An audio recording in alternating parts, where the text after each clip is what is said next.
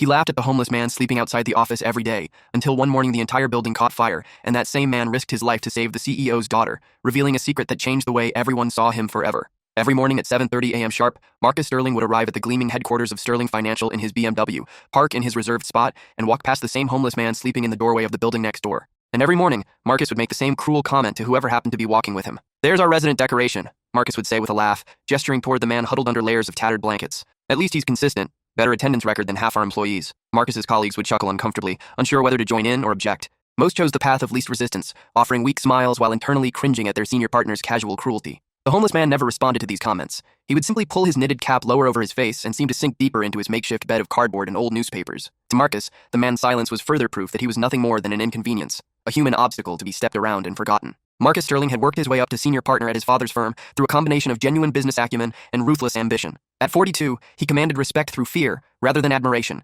treating subordinates like expendable resources and viewing the world through the lens of profit margins and quarterly reports. The homeless man had been a fixture outside their building for nearly 2 years, according to the security guards. Nobody knew his name or his story. He appeared to be in his 60s, with graying hair and weathered hands that suggested a lifetime of manual labor. He was quiet, never bothered anyone, and cleaned up after himself each morning before the business district came to life. "We've tried to move him along," building security had told Marcus when he first complained about the man's presence. "But he's not technically on our property, and he's not breaking any laws, as long as he's not causing problems." "He is causing problems," Marcus had replied. "He's terrible for our image. Clients don't want to see that when they're coming to discuss million-dollar investments." But despite Marcus's complaints, the man remained. He seemed to have an understanding with the local police, who would check on him occasionally but never arrested him. The owner of the building where he slept, a small office supply store, tolerated his presence as long as he moved along during business hours. Marcus's daily ritual of mockery became so routine that other employees started timing their arrivals to avoid witnessing it. Sarah Chen, a junior analyst who had joined the firm 6 months earlier, was one of the few who ever spoke up. "Maybe we could help him find shelter services," she suggested one particularly cold morning after Marcus had made another joke about the homeless man's luxury accommodations.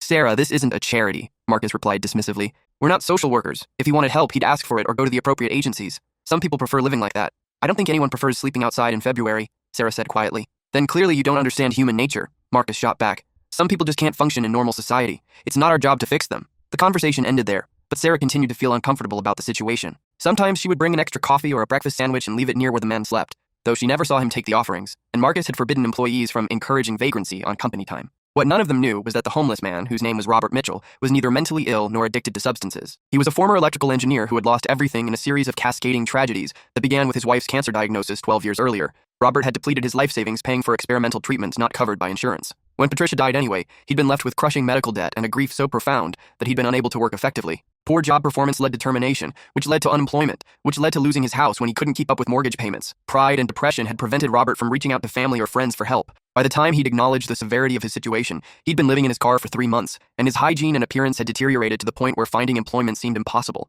The doorway where Robert slept provided shelter from wind and rain, and the early morning foot traffic in the business district meant he was relatively safe from the violence that plagued other homeless individuals. He'd established a routine that kept him out of sight during business hours, returning only after most offices had closed for the day. But Robert's engineering background meant he noticed things others missed. Like the way the electrical system in Sterling Financial's building hummed with an irregular frequency that suggested overloaded circuits. Like the scorch marks around certain outlets that indicated electrical fires had been poorly repaired rather than properly addressed.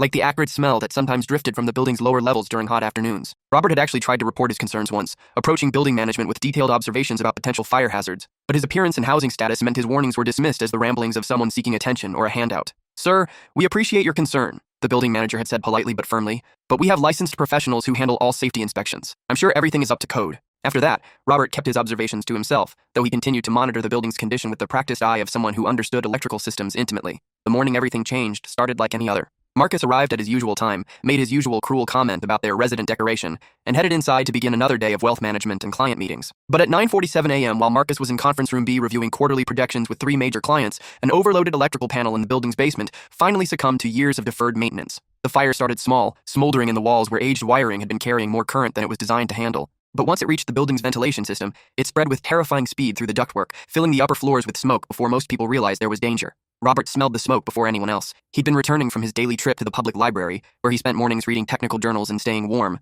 when he noticed the acrid scent that meant electrical fire. Looking up at Sterling Financial's building, he could see smoke beginning to seep from ventilation grates on the 3rd floor. His engineering instincts kicked in immediately. Robert knew that electrical fires in high-rise buildings could become deadly within minutes, especially when they involved ventilation systems that would spread smoke throughout the structure. He also knew that many modern fire alarm systems failed to detect certain types of electrical fires until they were already well established. Instead of calling 911 and walking away, which would have been the reasonable response from someone who'd been mocked and dismissed by the building's occupants for nearly 2 years, Robert ran toward the danger. The lobby was still peaceful when Robert burst through the doors, his disheveled appearance and urgent manner immediately attracting attention from security guards. "Fire!" Robert shouted. "Electrical fire in the basement! It's spreading through the ventilation system! You need to evacuate immediately!" The security guard looked skeptical. "Sir, we haven't received any fire alerts. Your alarm system won't detect this type of fire until it's too late," Robert interrupted. "I can smell it. I can see smoke coming from the third-floor vents. You have maybe 10 minutes before this becomes catastrophic." As if summoned by his words, the building's fire alarm system finally activated, sending piercing wails through the lobby as emergency lights began flashing. Suddenly, Robert's warning seemed less like the ravings of a disturbed homeless man and more like the urgent advice of someone who knew what he was talking about.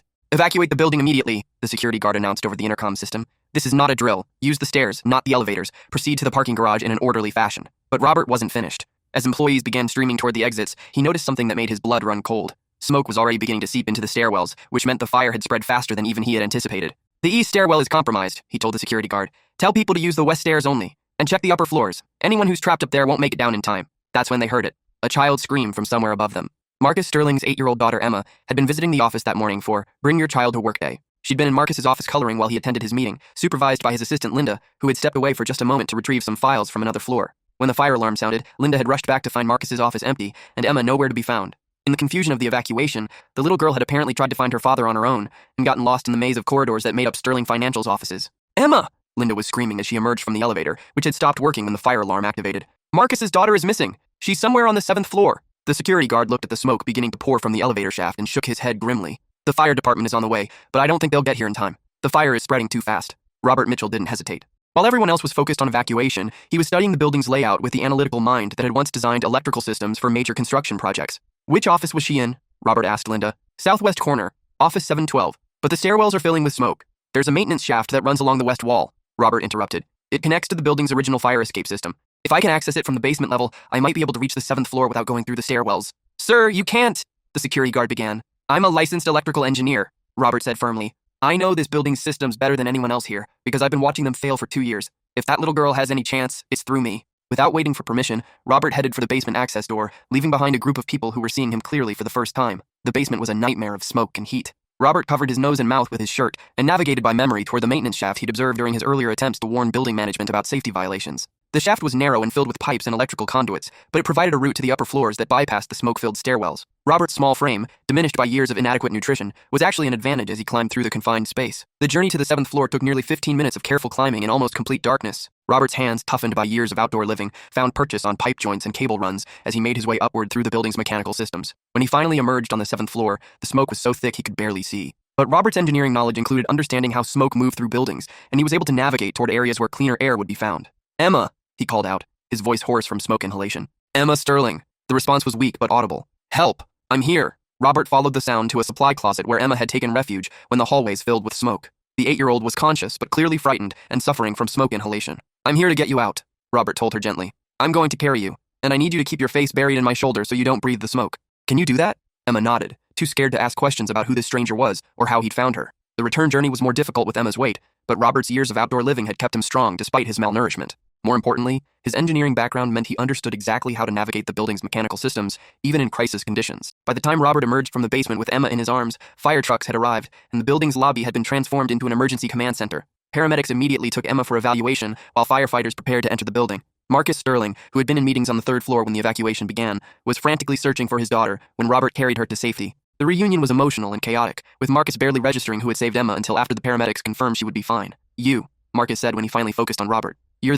You saved my daughter." Robert nodded quietly, accepting a bottle of water from one of the paramedics. "She's going to be okay. Some smoke inhalation, but nothing serious if she gets proper treatment." "I don't understand," Marcus continued, his voice shaking with emotion and confusion.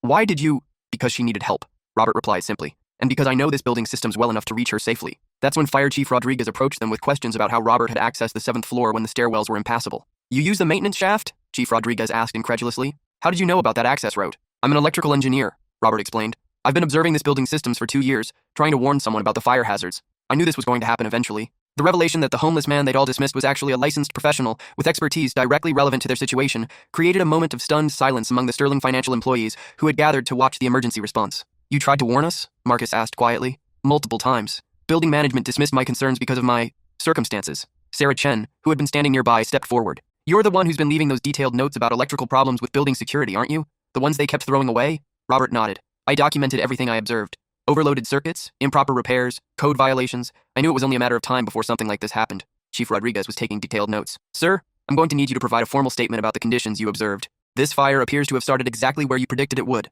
As the full scope of the situation became clear, Marcus Sterling found himself grappling with a reality that challenged everything he thought he knew about worth, dignity, and human value. The man he had mocked daily for nearly 2 years, the decoration he'd stepped over without thought, had saved his daughter's life. More than that, Robert Mitchell had tried repeatedly to prevent this very disaster, only to be ignored because his appearance and housing status made his expertise invisible to people who equated worth with wealth. Mr. Mitchell, Marcus said formally, I owe you an apology, multiple apologies, and an explanation of how we can make this right. Robert looked surprised by the formal address and the tone of respect in Marcus's voice. You don't owe me anything. I'm just glad Emma is safe. No, I owe you everything, Marcus replied. You saved my daughter's life, and you tried to save all of us from this disaster. The least I can do is listen to what you have to say. The conversation that followed, conducted in the parking garage while firefighters worked to contain the blaze, revealed the full extent of Robert's tragic journey from respected professional to homeless man. Marcus learned about Patricia's illness, the medical bankruptcy, the depression and job loss that had followed. He learned that Robert held degrees from MIT and had spent 20 years designing electrical systems for major commercial buildings before his life fell apart. Why didn't you tell us who you were? Sarah asked. If people had known you were an engineer,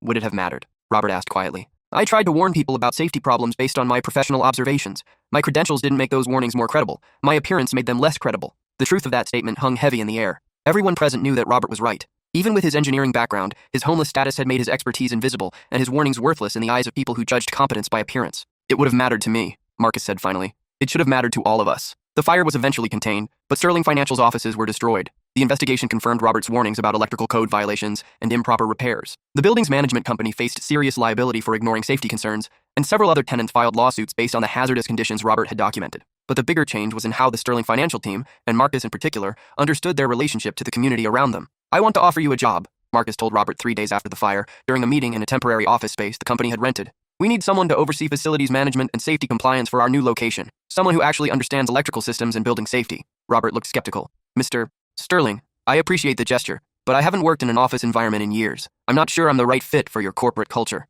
Our corporate culture is the problem, Marcus replied. We need someone who prioritizes safety and competence over appearance and politics. Someone who will tell us the truth even when we don't want to hear it. The offer was genuine, and Robert eventually accepted after Marcus agreed to several conditions. A trial period to ensure mutual compatibility, proper resources for safety compliance, and a commitment that Robert's recommendations would be taken seriously, regardless of their cost or inconvenience. Robert's integration into Sterling Financial wasn't seamless. Some clients were initially uncomfortable with his unconventional background, and some employees struggled to adjust to having their former office decoration in a position of authority. But Emma Sterling, who had been traumatized by the fire, became Robert's biggest advocate. She would visit the office after school and insist on showing Mr. Robert her homework and art projects. Her complete lack of embarrassment about his past homelessness helped other employees move beyond their own discomfort. Mr. Robert saved my life, Emma would tell anyone who would listen. He's the bravest person I know. 6 months after the fire, Robert had not only transformed Sterling Financial's approach to building safety, but had also helped the company develop a community outreach program focused on connecting homeless individuals with appropriate services and support. I could have been helped much earlier if someone had known how to connect me with the right resources, Robert explained when presenting the program to the company's board. Mental health support, job training, housing assistance, the services exist, but people need advocates who understand how to navigate the systems. The program, funded by Sterling Financial and managed by local nonprofits, became a model for corporate community engagement. It helped dozens of homeless individuals find stable housing and employment, while also educating business leaders about the complex factors that contribute to homelessness. Marcus Sterling's transformation was perhaps the most dramatic. The man who had once mocked Robert's presence became one of the most vocal advocates for treating all community members with dignity and respect. I learned that competence and worth aren't visible from the outside, Marcus would say when speaking to business groups about the fire and its aftermath. I spent 2 years stepping over someone who could have saved us all from disaster, simply because I couldn't see past his circumstances to recognize his value. The story of Robert Mitchell and the Sterling Financial fire became a powerful reminder that everyone has a story,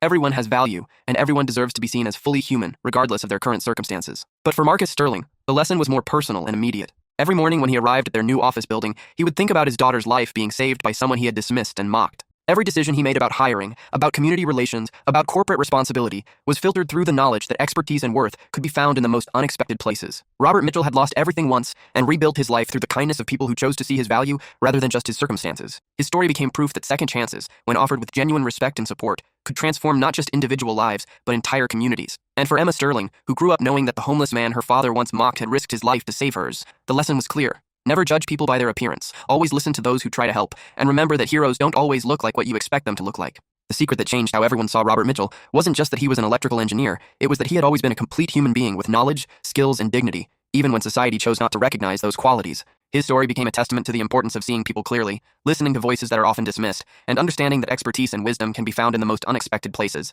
even in the doorway of an office building, under a pile of tattered blankets, in the form of a man that others had learned to step over without seeing.